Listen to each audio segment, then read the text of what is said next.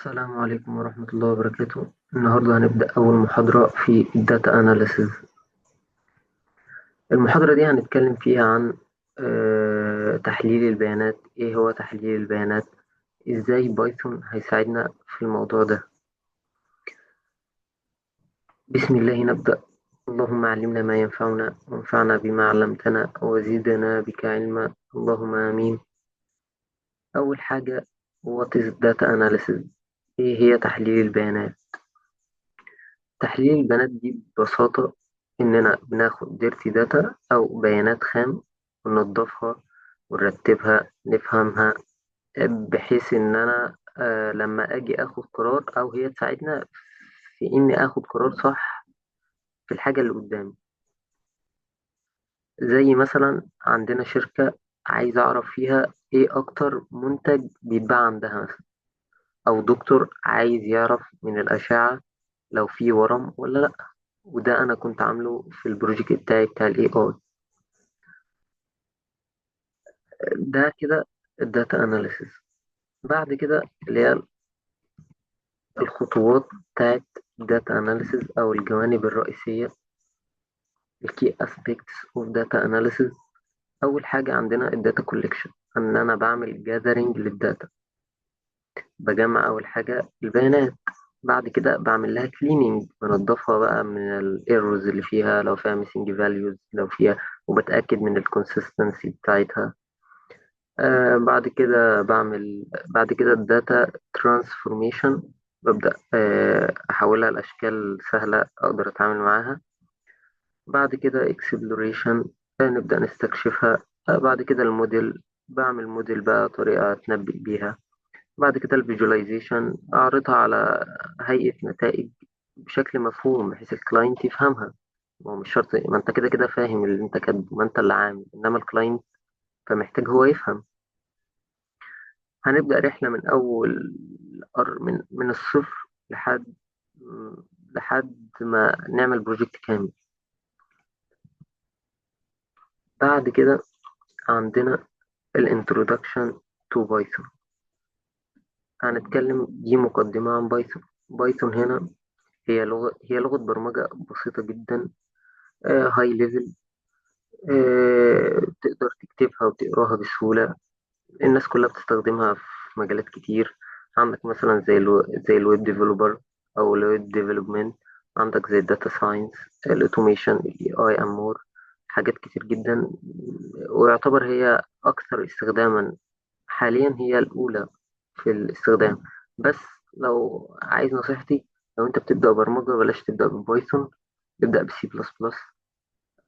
دي نصيحة، ما تبدأش ببايثون. لكن لو عايز تتعلم تحليل البيانات فانت مش طبعا يعني ملهاش في بايثون، ملهاش في بلس بلس، فادخل على طول في المجال من بايثون. وبرضه في اكسل، في باور بي اي، في تابلو يعني. مش هتستكفي اكيد بده بس. واي ليرن بايثون؟ ليه بايثون بالذات؟ هي easy to learn and read، يعني برضه سهلة، برضه زي ما قلنا سهلة انك تتعلمها وتستخدم وتقراها برضه. ليها برضو مجتمع كبير، يعني معظم الناس بتستخدمها. أي حاجة أو أي مشكلة هتقابلك هتلاقي حلها على النت، أو على أي حاجة عموما، مش شرط على اليوتيوب مثلا. كمان شغالة على أي جهاز. ودي أكتر لغة مستخدمة دلوقتي، سواء في الأناليسز، في الداتا أناليسز، أو الماشين ليرنينج، بالذات الماشين ليرنينج. بعدين بعد كده installing بايثون. لا، أنت ممكن يعني تستخدم مثلا الفيس كود، ممكن الأناكوندا، ممكن الجوبيتر النوت بوك، ممكن الكولاب. بس يعني فيها كذا حاجة انت ودماغك او اللي انت ترتاح له. running بايثون كود، برضو زي ما قلنا، يعني ممكن تشغلها من التيرمينال، برضو ممكن تشتغل على الجوبيتر نوت بوك، ممكن على الكولاب، براحتك. يعني اشتغل على اللي ترتاح له او اللي ترتاح فيه. السنتكس، ازاي اكتب كود في بايثون؟ اول حاجة برنت دي، اكزامبل هنا برنت دي معناها اطبع. فانت اول حاجه بتكتب برنت بالشكل ده، كلها سمول، ما تكتبش حرف كابيتال. بعد كده بتفتح الاقواس دي، بعد كده تحط سنجل كوتيشن او دبل كوتيشن اللي هما العلامتين دول، تحط اي كلام جوه. وهنشوف كده برضو في العملي اكتر، عشان مش شرط برضو تكتب تحط الاتنين دول. في حاجات كتير هنتكلم في العملي فيها اكتر، يعني هنتعمق فيه. بعد كده هنخش هنا في ال variables in Python. ال variables ايه هو ال variables ده اسمه متغير. ايه المتغير؟ المتغير ده يعني صندوق بنخزن فيه قيمة، زي كده مثلا x equal 5. الاكس دي احنا مخزنين فيها رقم 5. انا لو عملت برنت للاكس اكيد مش هيطبع لي اكس، هيطبع لي رقم 5 اللي متخزنة فيها. وكذلك هنا الواي، هنا جون، فهنا برضو متخزن في الواي جون. يعني لو فتحت البوكس ده هلاقي مكتوب فيه جون، فلو عملت برنت للواي هيطلع لي جون. ممكن برضو بعد كده أقدر أغير قيمة الفاريبل ده. يعني أنا مثلا كتبت هنا إكس 5، وبعدين كتبت هنا إكس إيكوال 6، هل هيطبع لي 5؟ لو عملت برنت للإكس لا، هيطبع لي 6. تمام. فهو آه هيمشي سطر سطر. هيدخل هنا إكس إيكوال 5، فحلو، برنت 5. إكس إيكوال 6، فلقاها 6 فهيغيرها 6. تمام. آه هنا تحت إكس إيكوال 4. هنا التايب اللي هو النوع، نوع الفاريبل ده int، ونوع الفاريبل ده string، عشان هو بين دبل كوتيشن وبعدين ده اسم. بعد كده الفاريبلز in Python، أسماء أو المتغيرات في بايثون. variable names، أسماء المتغيرات. الفاريبل مش لازم يكون شورت نيم، هو بيقول لك يعني الأفضل يكون شورت نيم، مثلا زي إكس زي واي. ممكن برضو يكون حاجة واقعية، بحيث مثلا لو أنت عايز مثلا لون عربية، ممكن تكتب مثلا تكتب color بدل ما تكتبه إكس وبعدين تعمل equal blue. طب ما يعني خلي حاجات واقعية، بحيث إنك لو رجعت لها بعدين تكون تفتكرها يعني. بعد كده a variable name must start with a letter or the underscore character. يعني هنا الفاريبل بتبدأه ممكن بأندرسكور أو حرف. هيقول لك تحت ما ينفعش تبدأه برقم، ما ينفعش تبدأ الفاريبل برقم، هيديك ايرور.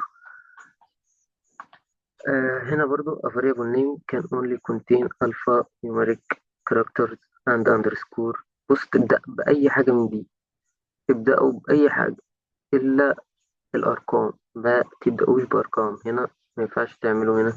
انت ممكن تشتغلوا بده، تمام. الداش برضو ما ينفعش. بعد كده variable names are case sensitive. هنا برضو بيقول لك ان الفاريبل نيمز دي حساسة جدا. يعني ما ينفعش تكتب الايدج كده، تعمل ايدج ايكوال مثلا 19 وتحت تعمل برنت ايدج وتكتبها بالشكل ده.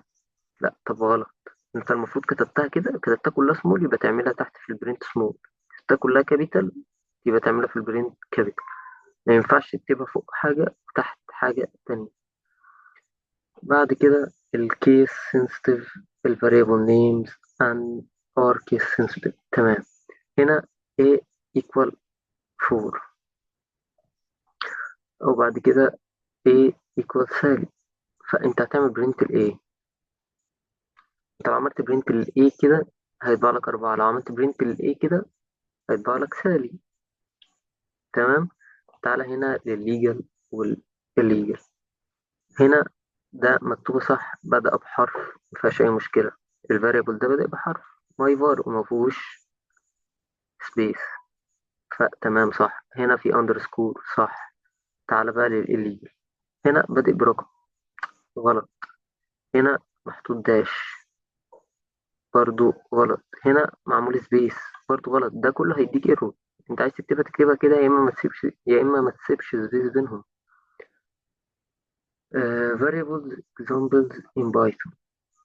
ان انا ممكن اعمل كذا variable، ان انا ممكن يعني كذا variable احط ليهم كذا values. انا مثلا هنا عملت سطر واحد ده كله. هنا مثلا x y z equal orange banana cherry. هنا الاكس تخزن فيها ايه؟ اورنج بالترتيب، واي تخزن فيها بنانا، وكذلك. وهنا لازم نلتزم بقاعدة إن عدد ال variables يساوي عدد ال values. هنا تلاتة هنا تلاتة، مينفعش هنا يكون أربعة وهنا تلاتة، مينفعش هنا يكون تلاتة هنا أربعة. وكذلك برضو لو نقص، مينفعش هنا اتنين أو هنا تلاتة وهنا اتنين، لأ، لازم الاتنين يكونوا قد بعض. وهنا ماشية بالترتيب، واحد واحد اتنين اتنين تلاتة تلاتة. تمام. هنا لو عملت برنت اكس واي زي هيطبع لك اورنج بنانا شيل. وكذلك لو عملت برنت اكس واي هيطبع لك اورنج بنانا، بقى عملت اكس هيطبع لك اورنج، عملت واي هيطبع لك بنانا. بعد كده الكاستنج ده لو عايز احول الداتا تايب بتاعتي او التايب بتاع الداتا بتاعتي. مثلا هو انت عايز احوله لسترينج، انت عايز احوله لفلوت، فلوت عايز احوله لانت، وكذلك. مثلا هنا عندنا الاكس خزنت فيها تلاتة، تلاتة ده انتجر رقم. طب أنا حطيت قبله string str، فهيتحول لstring، هيتطبع كده. واي برضو تلاتة ده رقم، عايز أحوله، هو كده كده رقم أصلا فملهاش لازمة يعني. انت فهو كده اتأكدت إن هو بقى انتجر.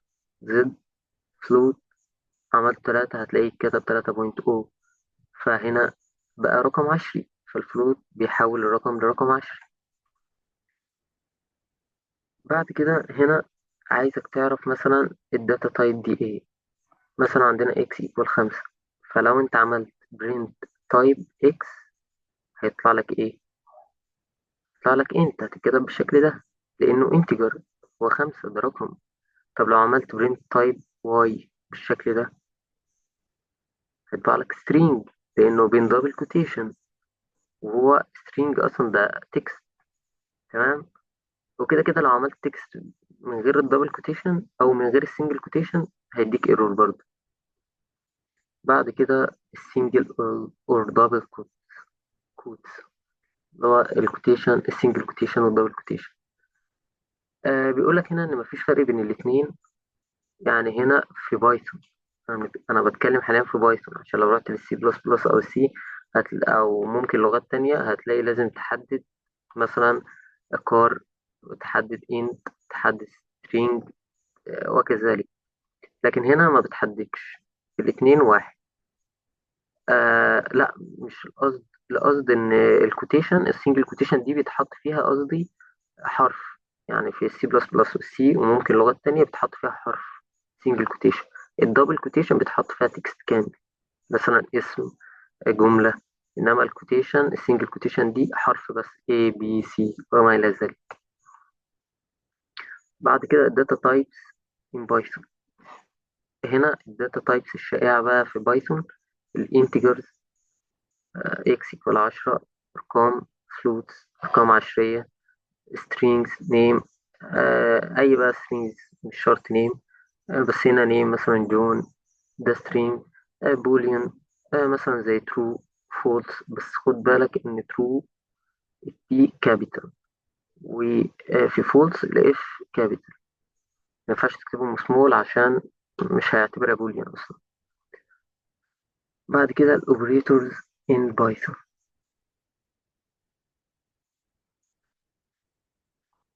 ال arithmetic operators هنا العمليات بقى اللي أنا أقدر أعملها، إن أنا ممكن أجمع، ممكن أطرح، ممكن أضرب، ممكن أقسم، ممكن أشوف باقي القسمة، ممكن أجيب الأس اللي هي دي معناها ضرب، لو عملت منها اتنين مع بعض يبقى أس كذا، وهنشوف ده في البروجرام في الآخر.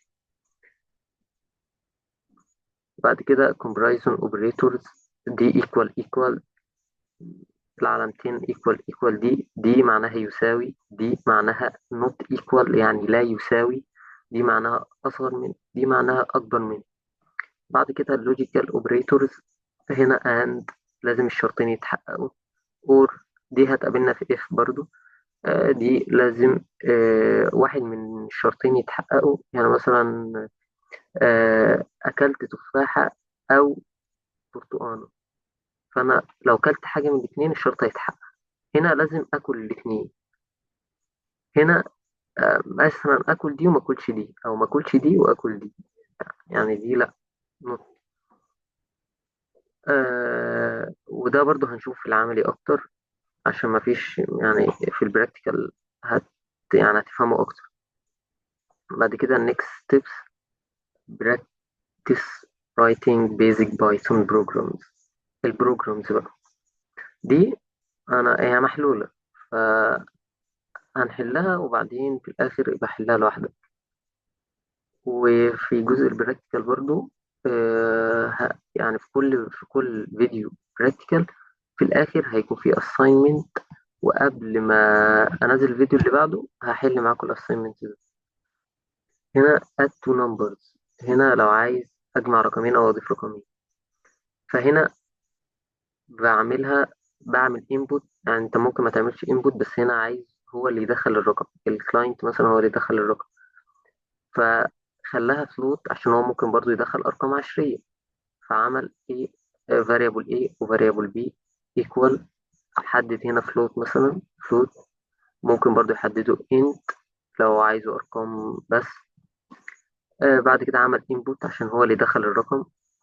بعد كده كتب اللي هو عايزه enter first number أو ممكن enter number، أي حاجة. بعد كده بيقفلها وبيقفل الأقواس.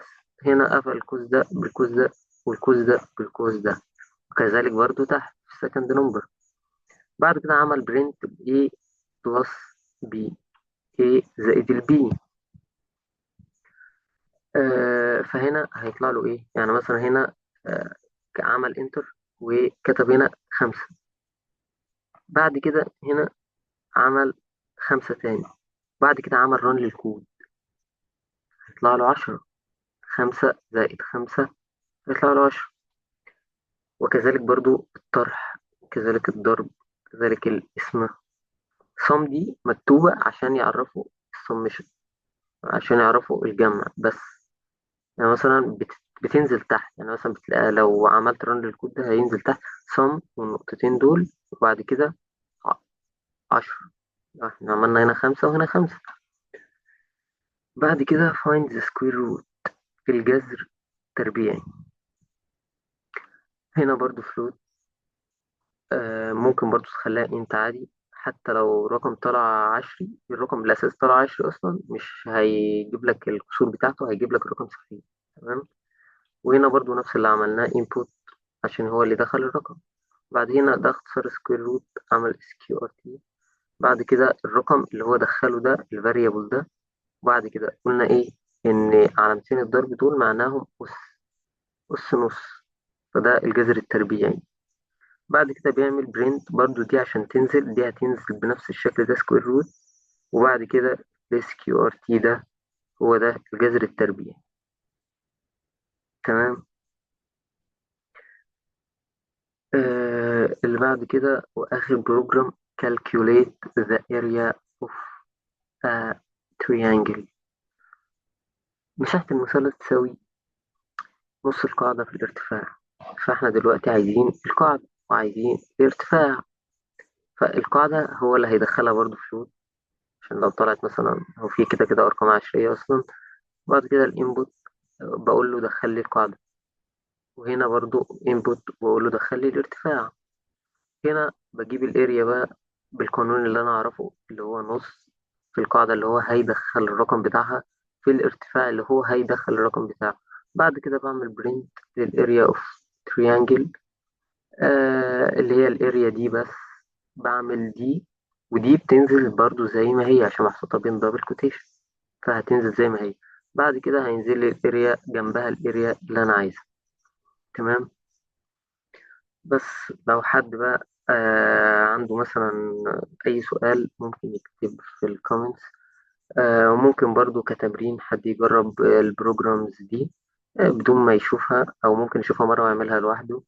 وكده كده زي ما قلت هيكون في الجزء البراكتيكال هيكون في حل كتير، هيكون في assignment في الآخر. فإن شاء الله يعني ما تقلقوش من أي حاجة. وبس كده. السلام عليكم ورحمة الله وبركاته.